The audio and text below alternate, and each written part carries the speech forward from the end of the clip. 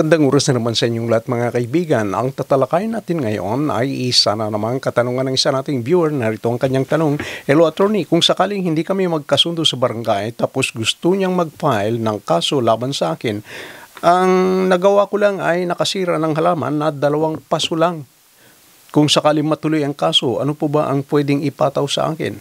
Nagawa ko lang ito kasi yung kapatid ko binugbog ng anak niya. Sa galit ko, yung halaman nila ang aking sinira. Sana masagot ninyo ako. Mga kaibigan, tatalakayin natin ito bilang isang educational and informational purposes lamang. Pero bago natin talakayin ang ating topic, huwag niyong kalilimutan na mag-subscribe sa ating channel. Please like, comment, and share. I-click na rin ang notification bell para hindi niyo makaligtan ng mga bago at susunod nating video. Balik sa ating topic. Pwede ka bang makulong sa pagsira ng halaman dahil sinaktan ng iyong kapatid? Ayaw makipag-ayos sa barangay ang may-ari ng halaman. Ang mga ganitong pangyayari ay maaaring magresulta ng reklamong malicious mischief. Ano yung malicious mischief? Ang malicious mischief ay isang pagkakasala na sadyang pagsira ng ari-arian ng iba para lamang sa kapakanan ng paggawa nito. At ang nasabing gawain ay hindi ito itinuturing na pagsunog, yung arson o iba pang mga krimen na kinasasangkutan ng damage to property. Kaya ito yung mga elements ng malicious mischief.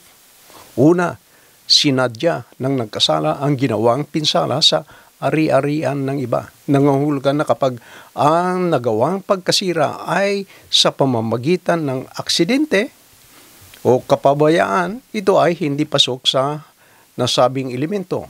Halimbawa, hiniram mo yung cellphone ng isa mong kaibigan dahil may tinatawagan ka, pagkatapos na aksidente mong nabitiwan yung cellphone, walang elemento ng sinasabi nating sinadyang pagsira ng nasabing property. Sabi dito sa element na ito, ari-arian ng ibang tao. Paano kung property naman ng yung asawa mismo? Pwede ka ba niyang kasuhan ng malicious mischief? Mga kaibigan, hindi pwedeng kasuhan ng malicious mischief dahil ayon sa Article 332 ng Revised Penal Code, exempted sa criminal liability ang asawa sa krimeng estafa, sa krimeng theft o yung pagnanakaw, at krimeng malicious mischief.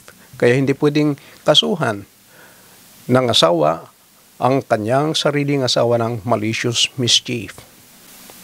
Pangalawang elemento, na ang gawain ay hindi ito tinuturing na arson o panununog o kaya iba pang mga krimen na kinasasangkutan ng damage to property. Halimbawa, sinunog ng nagkasala ang bahay kubo ng kanyang kalaban, hindi ito pasok sa pangalawang elemento ng malicious mischief dahil ang ginawang kasalanan ay isang krimeng arson. Pangatlo, na ang ginawang pagsira ng ari-arian ng ibang tao ay ginawa lamang para sa kapakanan ng pagsira nito. It's for the sake of damaging it. Ang karaniwang motibo sa likod ng naturang gawain ay maliit na paghihigante sa ibang tao tulad ng sinasadyang paggasgas sa motor ng iba dahil lang sa alitan sa trapiko. Kaya sa nagbigay ng katanungan, maaari kang kasuhan ng malicious mischief. Ayon sa Republic Act 10951, ang penalty ng malicious mischief ay arresto minor o multa ng hindi bababa sa halaga ng pinsalang dulot nito at hindi higigit sa 40,000 pesos kung hindi maaring tantiyahin ang damage.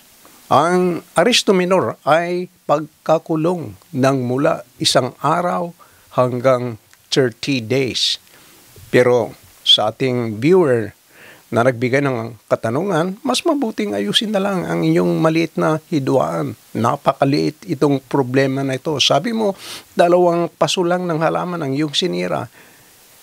Hindi naman malaking bagay na ito. Huwag na ninyong hayaang humantong pa kayo sa korte dahil ito ay isang abala lang sa inyong dalawa. Abala sa isang maliit na bagay. Mga kaibigan, hanggang dito na lamang ating talakayan. Sana meron kayong napulot na kaunting kalaman sa ating discussion. Hanggang sa muli, bye-bye!